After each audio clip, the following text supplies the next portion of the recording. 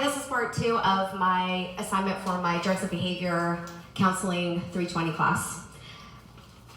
So as I was saying, evidence-based treatment is relied on more heavily than personal experiences or intuition of the provider when an individual is being admitted to a facility. In the United States, it's becoming more common for drug and alcohol treatment centers to include treatment for a nicotine addiction as part of their program. Addiction doesn't only affect the person with the addiction, but also the family members and family dysfunctions and dynamics. Therefore, addiction is a family problem, not an individual problem. And I also found it fascinating that you can go into a facility to help yourself or help an individual not be addicted to nicotine, which could lead to cancer and other life-threatening illnesses. So, I personally feel like there's a problem with, here in Nevada, of individuals being incarcerated instead of getting proper treatment in a mental health facility. And I'd like to help promote this in our community. Outpatient treatment doesn't cost more than incarcerating felons. That's a fact. So, I wrote a letter to Governor Sisolak, and I'd like to share parts of it about how I feel like Nevada needs more funding to help individuals seek treatment for addiction instead of getting incarcerated, going into treatment facilities. I feel like they would come out more effective and more healthy individuals, being able to contribute more to society than incarcerating them. And then it's just a vicious cycle of them, getting out in society and going back into jail or prison again. We might as well get them the proper help they need, since the core of addiction is usually anxiety, depression, unresolved trauma, and it can be physiological as well. So why not get them into treatment centers to help them become healthy and alleviate their struggles and be more effective in society? So part of my letter to Dear Governor Sisolak, I'm going to read you parts. Nevada suffers from budget cuts in mental health care spending because of recent economic crisis and severe lack of bed space. Gratefully, awareness by government and media attention has been spotlighted on this deficit concerning inpatient and outpatient psychiatric services. There's also been a problem, unfortunately, there's been allegations of patient dumping and rapid readmits. They're happening within 30 days, where a patient is only in a treatment center for 30 days and then gets readmitted again, and this is due to lack of funding.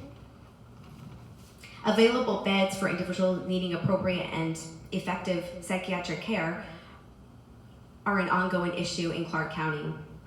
Emergency rooms are overwhelmed and overflooded due to lack of available funding for psychiatric facilities.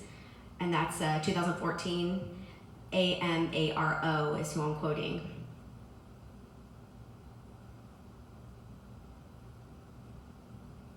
Sadly, since the 1980s, there's been a significant comeback in social programs brought on by the Reagan administration. Uneducated by the significance mental illness plays in a person's living standard and overall well-being, that was set by Snow and Anderson in 1993.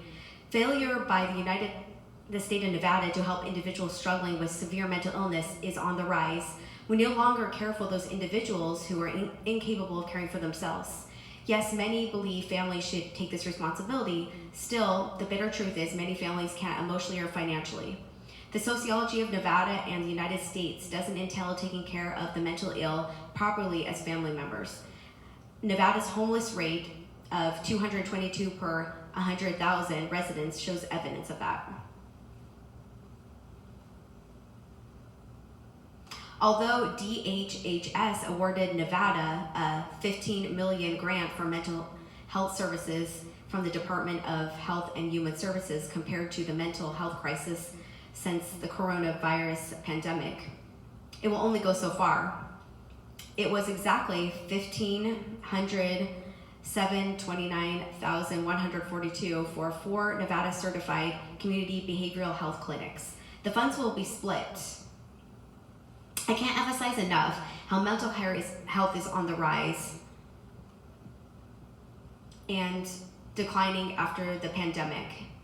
And we're at a mental health in need of massive financial funding for the well-being of society. The coronavirus pandemic has taken an incredible toll on Nevadans, both physically and mentally. It's more important than ever that we are funding community behavioral health programs and mental health services across the state. I'll continue to advocate for federal funding that strengthens Nevadans' access to mental health care. That's what Cortez Masco said. This is why an increasing funding for mental health facilities should be increased. Unfortunately, there's immediate inpatient care is on the rapid problem for here in Clark County. I'm advocating for more funding to eliminate this issue so individuals don't just get incarcerated. They actually get the help they deserve.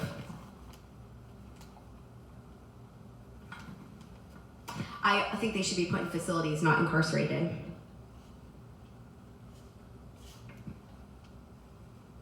Overall, this letter has identified the current requirements for emergency hospitalization of an individual experiencing a mental health crisis, the current state of mental health services in the general community, the available resources for mental health services, and the current state of mental health funding.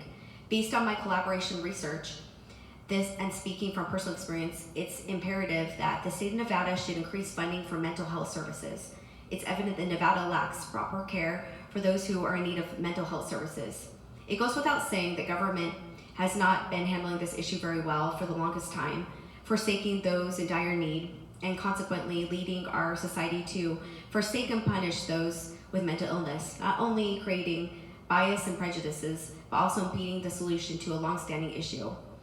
With increased funding comes increased awareness for those in our community, the creation of proper mental programs and facilities. I acknowledge the great resources we have come across in Southern Nevada, and I hope the general public utilizes those mental care facilities. I hope to see more organizations and resources created in Southern Nevada to care for those in need of them and to create a safe place for anyone who may be in need in order for our community to stay strong and grow stronger. We must care for those who struggle, especially with mental illness. So that was a letter I wrote to Governor Sisolak, kind of promoting more funding for mental health facilities. And I feel like it will help individuals, instead of getting incarcerated, go into facilities to get the help they deserve and need to be a better resource in society and for themselves and society. I did my own individual experiment giving up Diet Dr. Pepper for this class because I drink way too much Diet Dr. Pepper. It helps me get through my crazy days emotionally, physically. As a registered behavioral therapist, I work with children on the spectrum for Clark County school system and also for Center for Autism and Behavioral Analysis. And I'm also taking 4 classes this semester for psychology to become an addiction counselor. And therefore, my addiction is Diet Dr. Pepper. Not good. And I'm also raising 3 children on my own as a single mom. So I did this study mostly because I wanted to eliminate the effects of aspartame. I know caffeine is unhealthy as well, but I focus more on aspartame because I think many individuals don't realize in diet sodas how unhealthy aspartame is. So I decided to give up drinking Diet Dr. Pepper because it has caffeine and aspartame, which is unhealthy for the body, and I drink it in excess. Working as a behavioral therapist can be physically and emotionally draining and demanding. However, aspartame is known to have unhealthy aspects. It can lead to not a strong immune system, and also oxidative stress, which is unhealthy free radicals and antioxidants. It can also lead to inflammation, which actually I get a lot of. Other studies have linked aspartame to use to an unhealthy impact on brain, heart, liver, and kidneys, where cells in these organs are negatively impacted. Since I'm in such a bad habit of drinking Diet Dr. Pepper, it was harder than I expected, but I limited my intake to 1 can a day instead of going cold turkey.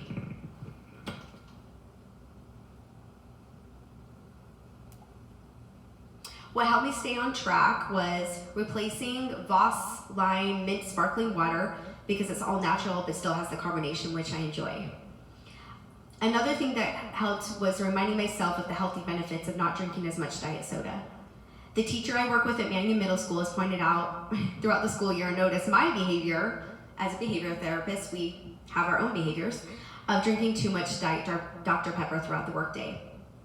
Therefore, in a way, she became my accountability coach to help me stay on track and be aware of my intake, since we work together 6 to 7 hours Monday through Friday together. I planned ahead by ordering a few cases of Voss Lime Mint sparkling water to help me stay on track. I had very positive physical effects. I noticed I was less bloated. I maybe had some withdrawal symptoms from not having as much caffeine throughout the day that I'm accustomed to. And I was staying on track. I had ups and downs, but by the end of the week, my body started adjusting to the changes and my head seemed clearer. It also helped me realize how much it affected the chemicals in my brain. I didn't realize how much it affected my brain negatively until conducting this experiment. My mood was less intense without the caffeine and aspartame. I felt less anxious, but probably irritable with the withdrawals from the caffeine. Overall, I had a better mood as a result. I'm planning to continue cutting down on an ongoing basis, and I learned from this exercise how my intake of aspartame and caffeine negatively affected me. It was a little about having willpower, but more about taking proper care of myself in my thoughts, which in turn directly affected my behavior and how many cans of diet soda I was consuming. So I just wanted to share with you my own detox experiment as I conducted taking this counseling 320 drugs and behavior class. And thank you so much.